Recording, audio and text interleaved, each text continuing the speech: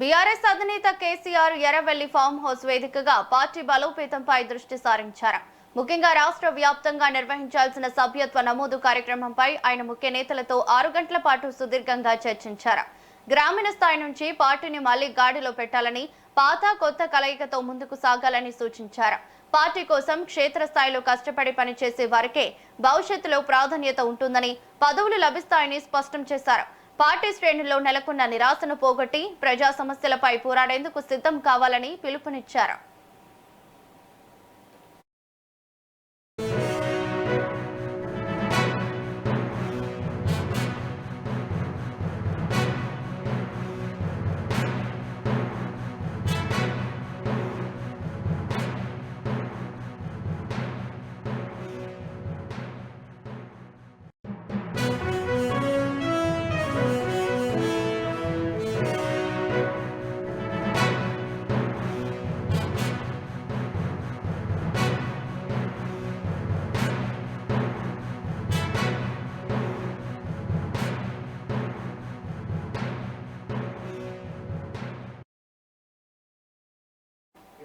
BRS అధినేత KCR Erravelli farm house వేదికగా party బలోపేతంపై దృష్టి సారించారు. ముఖ్యంగా రాష్ట్ర వ్యాప్తంగా నిర్వహించాల్సిన సభ్యత్వ నమోదు కార్యక్రమంపై ఆయన ముఖ్య నేతలతో 6 గంటల పాటు సుదీర్ఘంగా చర్చించారు.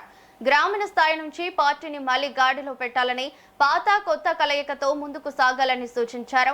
పార్టీ కోసం క్షేత్రస్థాయిలో కష్టపడి పనిచేసే వారికే భవిష్యత్తులో ప్రాధాన్యత ఉంటుందని, పదవులు లభిస్తాయని స్పష్టం చేశారు. పార్టీ శ్రేణుల్లో నెలకొన్న నిరాశను పోగొట్టి ప్రజా సమస్యలపై పోరాడేందుకు సిద్ధం కావాలని పిలుపునిచ్చారు.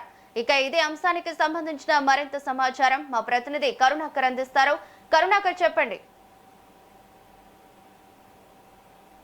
ఇటీవల తెలంగాణ భవన్ లో ఏదైతే నిర్వహించినటువంటి సమావేశం ఉన్నదో, కేసీఆర్ అధ్యక్షతన నిర్వహించినటువంటి సమావేశం ఉన్నదో, దానికి కొనసాగింపుగా నిన్న ఎర్రవెల్లి ఫామ్ హౌస్ లో కేసీఆర్ బీఆర్ఎస్ పార్టీకి సంబంధించినటువంటి ముఖ్య కార్యకర్తలతో, పార్టీ ప్రధాన కార్యదర్శులతో కావచ్చు, అటు పార్టీ వర్కింగ్ ప్రెసిడెంట్ కేటీఆర్ సమక్షంలో నిన్న ఎర్రవెల్లి ఫామ్ హౌస్ లో సుదీర్ఘంగా దాదాపు 6 గంటల పాటు సుదీర్ఘంగా చర్చలు జరిపారు. అంటే పార్టీ సంస్థాగత నిర్మాణంపై, భవిష్యత్తులో పార్టీ పైన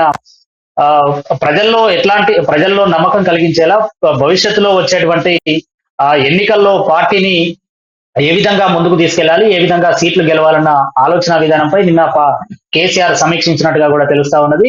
సో ఏదైతే ఇప్పటి నుండి పార్టీని కష్టపడి పైకి తీసుకొచ్చిన వారు ఎవరైతే ఉంటారో వారికి ఖచ్చితంగా భవిష్యత్తులో మంచి స్థానం ఉంటుందని చెప్పేసి కేసీఆర్ కూడా నిన్న ప్రస్తావించినటువంటి సందర్భం.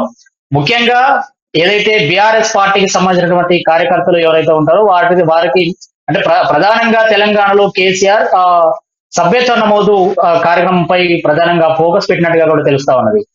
అంటే నిన్న జరిగినటువంటి సమావేశంలో ఈసీఐ ఎస్ఐఆర్ ప్రక్రియను దృష్టిలో పెట్టుకొని డిజిటల్ సభ్యత్వాన్ని చేయాలని నిన్న పార్టీ నేతలకు సూచించినట్టుగా కూడా తెలుస్తా ఉన్నది. మొత్తంగా రాష్ట్రంలోని 35,655 పోలింగ్ కేంద్రాలు ఉన్నాయి. ఈ పోలింగ్ బూతులలో సభ్యత్వ నమోదు కార్యక్రమం చేపట్టాలని సూచించారు.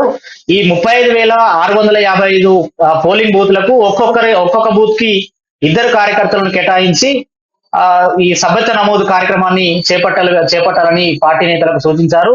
మొత్తం 71,310 మంది కార్యకర్తలు ఈ పార్టీ సభ్యత్వ నమోదు ఏదైతే ఉన్నదో డిజిటలైజేషన్ ద్వారా సభ్యత్వ నమోదు కార్యక్రమం చేపడతా ఉన్నారో ఈ కార్యక్రమంలో 71,310 మంది కార్యకర్తలకు ఈ సభ్యత్వ నమోదుకు సంబంధించినటువంటి శిక్షణ ఇవ్వనున్నట్టుగా కూడా తెలుస్తా ఉన్నది.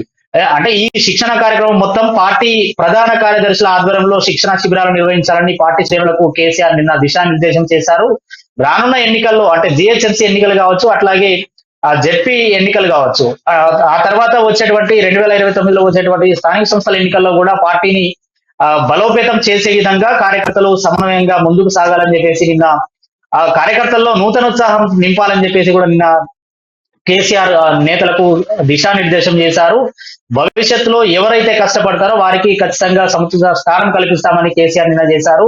ఏదైతే కాంగ్రెస్ పార్టీ చేసినటువంటి వైఫల్యాలు ఉన్నాయో వైఫల్యాలతో పాటు బీఆర్ఎస్ పార్టీ ఏ విధంగా పుంజుకోవాలన్న ఆలోచన విధానంతో పార్టీ కార్యకర్తలు కాబట్టి అటు ప్రజల్లోకి కానీ వెళ్లాలని కేసీఆర్ నిన్న దిశానిర్దేశం చేశారు. మొత్తంగా ప్రస్తుతం అయితే సభ్యత నమోదు కార్యక్రమంపై అయితే కేసీఆర్ ఫోకస్ పెట్టినట్టుగా కూడా తెలుస్తా ఉన్నది.